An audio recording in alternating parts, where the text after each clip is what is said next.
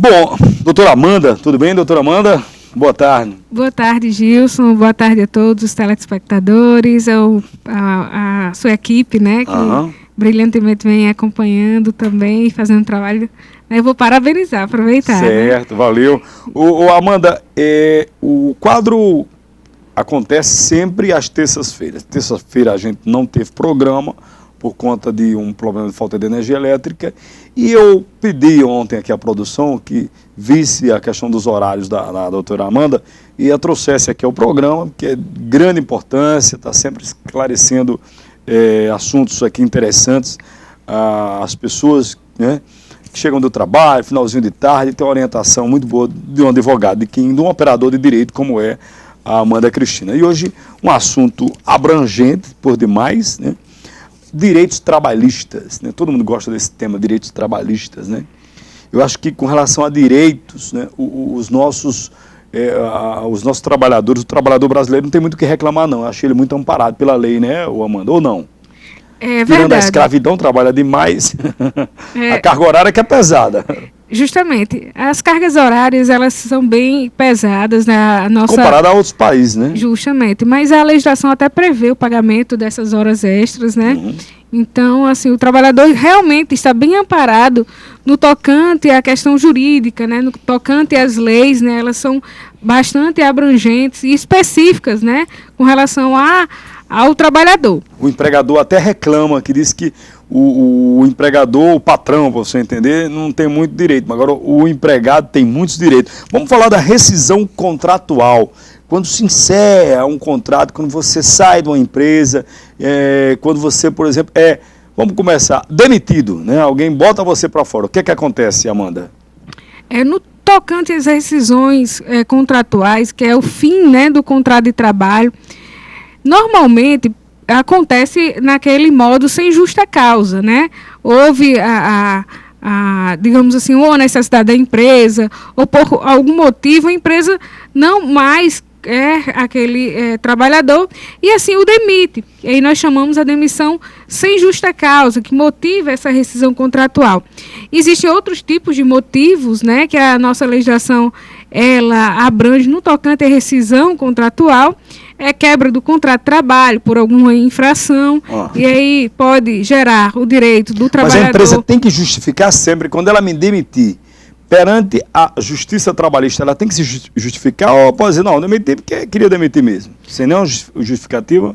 Quando a demissão é por justa causa, quando existe justa causa do trabalhador, aí sim tem que haver uma motivação.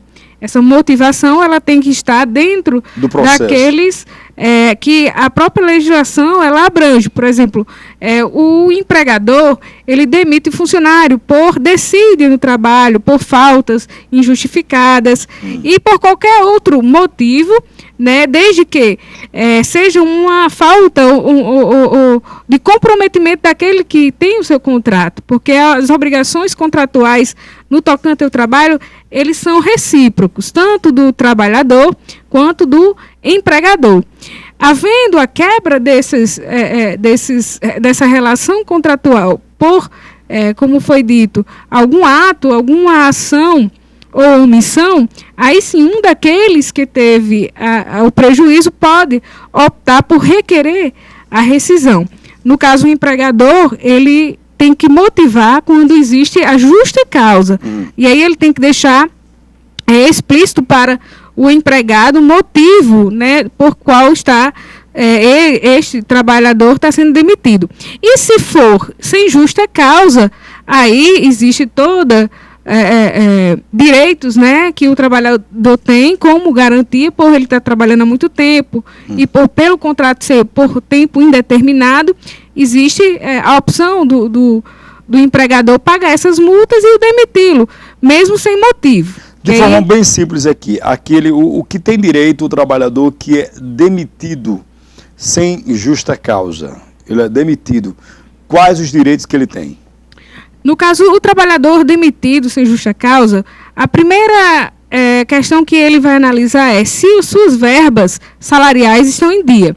se o seu saldo de salário, se os salários dos meses estão sendo pagos corretamente, ele vai verificar, porque na rescisão sem justa causa, ele vai ter direito ao seguro-desemprego, isso se trabalhar no mínimo aí, com um contrato de trabalho superior a 6 meses, 8 meses, até 1 ano, né, dependendo do... Depois de 6 meses ele já tem direito a seguro-desemprego. Isso. Agora, sim, talvez as parcelas incidam a quantidade de parcela. O tempo de trabalho incide nessa quantidade de parcela. Pode ser mínima e pode ser a máxima. Qual o mínimo de parcelas no seguro-desemprego? 3 parcelas, Máximo. 2 parcelas, máximo 6 parcelas. 6 parcelas. Meio ano sem trabalhar, só recebendo. É. Então, o que acontece? A indenização, e esse trabalhador ele vai ter direito à indenização com relação ao seu FGTS. Então, ao FGTS já depositado vai ser acrescido 40%. Ao que já tem lá, cresce mais 40%. Isso quer dizer que se o empregador vem depositando corretamente o seu FGTS, vai ter um saldo de FGTS e isso vai ser acrescido 40%. E se não tiver nada lá? Aí tem que pagar o que não foi depositado, mais os 40% em cima. Então, de qualquer forma, vai ter que estar todo o FGTS, até porque foi descontado do contra-cheque do trabalhador. Na verdade, tem direito ainda, né, no caso, além do FGTS, a multa, né, de 40%, o seguro-desemprego, como foi falado, dependendo do tempo de trabalho, de meses trabalhados, aí vai ter que verificar quantas parcelas de seguro-desemprego. E também com relação às férias proporcionais, que se tiverem, né, se eles não tiverem sido gozadas, tem direito a ser gozadas. Se tiver acumulado, vai ter que ter, né, a percepção disso através de uma indenização pecuniária. Isso pode ser ou o valor das férias, isso pode ser até em dobro, né? Então, quando é sem justa causa, existe todo as multas, quando não é pago essa rescisão dentro do prazo máximo de 10 dias, porque o trabalhador ele recebe um aviso prévio de 1 mês de antecedência quando ele vai ser demitido. Então, nesse 1 mês, ele vai ter sua redução na carga de jornada de trabalho, né? Vai ficar de aviso, né? Vai ficar de aviso prévio, ele vai ter uma redução na sua carga de jornada, até porque esse trabalhador ele vai ter que ter um tempo extra para porventura procurar um outro trabalho, e aí por isso que esse aviso prévio ele é trabalhado ou ele pode ser indenizado. E para quem trabalha, doutora Amanda, sem carteira assinada, o que é que acontece, né? Na maioria das vezes, quem não trabalha com carteira assinada está desamparado, porém teria que reclamar em juízo e fazendo comunicação também ao Ministério do Trabalho. Eu trabalho, por exemplo, há, vamos dizer aqui, 3 anos numa empresa sem carteira assinada. Sou demitido, né? Sem justa causa, né? E aí, o que é que acontece? Eu tenho que provocar a justiça, tenho que ir lá, provar que trabalhei, arrumar testemunha para provar que eu trabalhei esse período todo, porque eu não tenho como provar, não é verdade? Sem ter o registro. Justamente. Quando você vai no INSS, quando você vai na Caixa Econômica, vai recolher algum direito, subtende-se o registro na carteira de trabalho. Quando esse registro não é feito, e aí existe uma infração, né, ao direito do trabalhador, ele pode comunicar ao Ministério do Trabalho e também, que é o órgão responsável por fiscalizar, também é um dos órgãos responsáveis por fiscalizar, e também pode reclamar em juízo, que é o que é comum hoje as pessoas reclamarem em juízo. Eu boto na justiça, constituo um advogado, a empresa é convocada para uma audiência, é isso, para entrar num acordo, e o juiz trabalhista vai resolver lá? Exatamente. E eu tenho que levar testemunha para provar que eu trabalhava, coisa e tal, assim o processo é feito. Justamente. Existem pessoas, né, que preferem contratar um advogado, e eu sugiro como advogado, porque ele vai ter maior presteza na sua reclamatória, vai poder estar acompanhado, vai poder ser melhor esclarecido, e pode também optar por entrar diretamente na Justiça do Trabalho. Porque como o nosso rito, né, de reclamação trabalhistas não exige que a ação seja ajuizada por advogado, e o reclamante pode diretamente reclamar. Acontece muito de que o reclamante ele vai diretamente em juízo, faz as suas reclamações, mas acaba que se perdendo dentro do processo por não conhecer. Muitos dos direitos que talvez pudesse ser requerido não foram por justamente não ter sido pleiteado.